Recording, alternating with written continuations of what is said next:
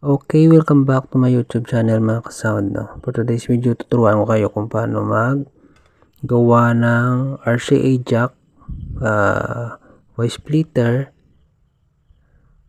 to XLR mga ka-sound. Bali, yung input natin is dalawa mga ka-sound, no? Bali, Y splitter siya.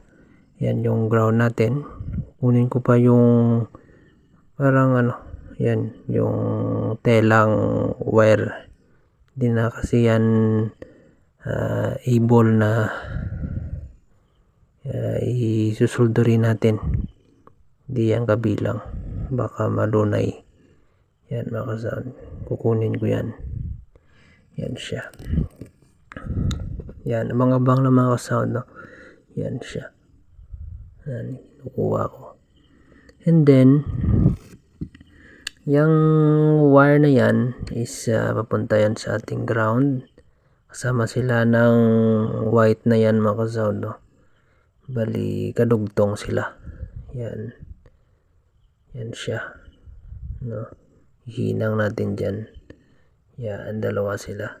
Papunta dyan sa ating RCA na input mga ka-sound, no? Yan siya. Bali, dalawa yan mga sound, no? Yan. Yung isa kinuha ko pa. Wait lang dinugtong ko pa siya Yan. Yan siya mga sound. Yung sa kabilang bali Y splitter siya mga sound, no? Bali, yan? Sa nalumaan na RCA sa DVD. Yan siya sa audio niya. Yan siya mga ka-sound. Pupunta yan. Yung pula is pupunta sa brown na Before nyo i-connect mga ka-sound, tester nyo muna. Baka makamali kayo. Akin kasi na-tester ko na yan. Kaya okay na. No, alam ko na kung saan. Yan siya mga ka-sound. Kasi hindi marunong dyan, nood lang kayo mga ka-sound, no, sa aking DIY na Y splitter na RCA mga ka-sound. Yan, tulong yan sa mga hindi pa marunong magawa na yan o gumawa yan. Pasensya na mga ka-sound, no, sa aking pagsasalita ng Tagalog mga ka-sound. Hindi kasi ako pure na Tagalog, kaya medyo nabubulol tayo mga ka-sound. Hihinang ko siya at pupunta yan sa sinuksok ko sa kanya ang tawag din. Yan, basta ganyan. Sinuksok ko sa butas sa kanyang RCA. Yan mga ka-sound. And then yung isa, ganon din mga ka-sound, no? Mayroong butas yan sa gitna, no? Sa positive. And then sa ground niya. Ganon din mga ka-sound. Okay, nalagay ko na yung sa ground mga ka-sound. And then ito sa kanyang positive. Yan. Hinang ko muna mga ka-sound. Yan siya. Yan. And then susuldarin natin mga ka-sound, no? Yan siya. Pinuputol ko muna kasi sobrang haba mga ka-sound, no? Yan. Yan siya. Pinuputol ko muna. Yan. Kasi kung sobrang haba, baka mag short, no? Or useless yung ating paggawa mga ka-sound kasi grounded at masisira yung ating gamit pag ganyan mga ka-sound. Dapat naka short yung ating paggawa mga ka-sound, no? Na walang short. Yan siya mga ka-sound. nilagyan ko siya muna ng tape mga ka-sound, no. Yan, makikita nyo. Para hindi gumalaw mga ka-sound. Yan siya. Before natin solderin. Yan. Ito mga ka-sound kasi pangit yung aking soldering iron. Kaya ko pa ng cutter para mabilis yung yung tunaw ng lead. Yan, kita nyo. Yan siya mga ka-sound. Yan, sundan nyo lang yung ginagawa ko para malaman nyo din. Yan siya mga ka-sound. Positive yan mga ka-sound, ha. Tandaan nyo, positive yan. Yan, tandaan nyo. Yan siya.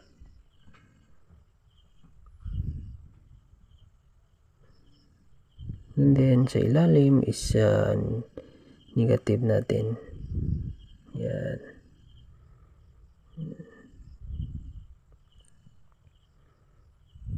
Yan siya. Okay na yan.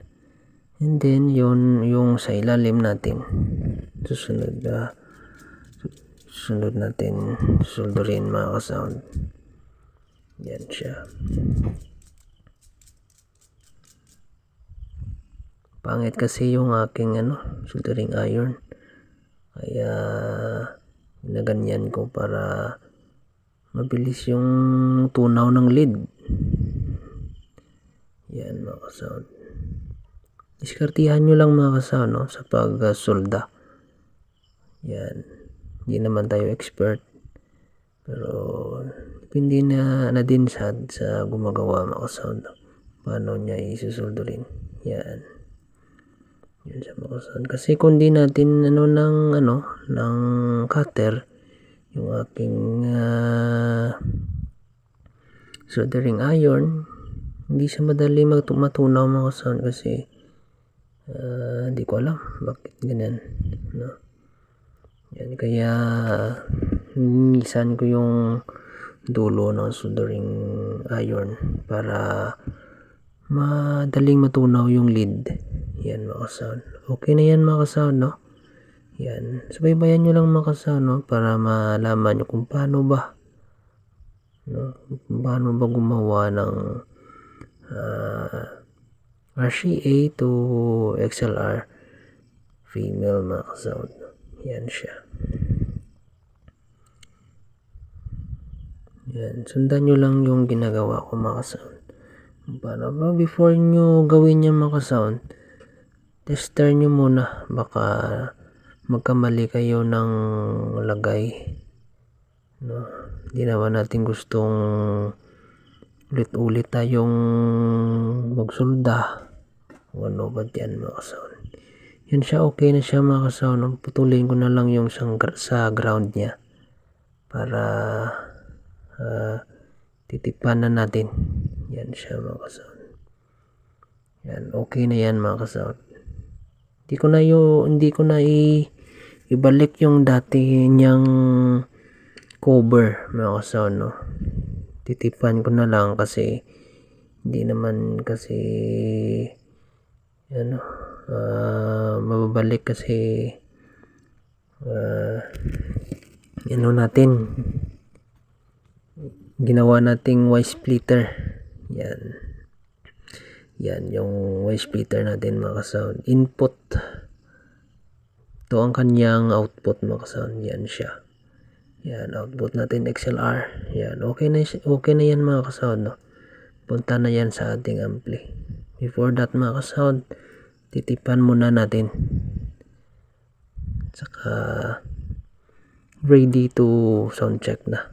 Yan siya mga ka-sound. Tandaan nyo mga ka-sound, no, yung ginagawa natin para hindi malito. Yan siya. Yan yung kanyang cover mga ka-sound. Diyan ko lang yan ilagay at saka ititipan mga ka-sound, no. Yan, hindi na pwede kasi. Yan. Yan siya. Titipan na natin. Yan na muna mga ka-sound, no. Yan. Saka na lang natin titipan ng ng electrical tape pag na buo na natin na matipan ng plastic paper tape mga kasound. Bakit paper tape mga kasound, no? Kasi medyo maganda yung yung paper tape kumpara sa electrical tape mga kasound, na moist kasi yung yung electrical tape. Buti yung paper tape medyo hindi siya nagmo-moist. Yan. Kaya yan yung una kong nilagay sa electrical tape. Yung electrical tape natin sa ibabaw na lang ng ating paper tape. Yan. Yan siya mga kasound. Yan yung ating RCA input. Yan, makikita nyo. Hindi na kayo bibili mga kasound, no? Kasi sundan nyo lang yung paggawa ko ng ganito mga kasound. Yan, hindi na kayo malilito. Yan mga kasound. Yan, lagyan na natin ng electrical tape mga kasound para okay na. Yan. Yan siya mga kasound. Medyo makapal yung ating ilagay na electrical tape para maganda mga kasound, no? Kasi wala siyang cover. Yan na yung kanyang cover mga kasound. Hindi natin ibabalik yung dati niyang cover. Yan mga kasound. Yan. Kapalan na natin ng medyo makapal yung ating electrical tape. Yan siya. Makikita nyo. Sundan nyo lang mga kasound. Yan. Yan siya. Sobrang ganda yung ating paggagawa mga kasound. Yan. Okay. Dito na tayo sa crossover. Try natin mga kasound. Yan. I-input tayo sa high. Yan. Dyan. Yung ating setup mga kasound, naka two-way setup tayo or mono two-way. Yan. Yung dulo ng ating RCA is papunta na sa ating amplifier. Yan mga kasound. Yan siya. Yan. And then yung isa ilalim. Yan. Yan mga kasound. Okay na yan mga kasound, no? Yan siya. Yan. Thanks for watching mga kasound, no? Yan. Huwag niyong kalimutan mga kasound, kung nakatulong ito sa inyo, huwag niyong kalimutan mag-subscribe, mag-like at mag-support sa aking munting YouTube channel mga kasound. At kung mayroon kayong request, paki-comments lang kayo sa baba mga kasound. Thank you mga kasound. Bye.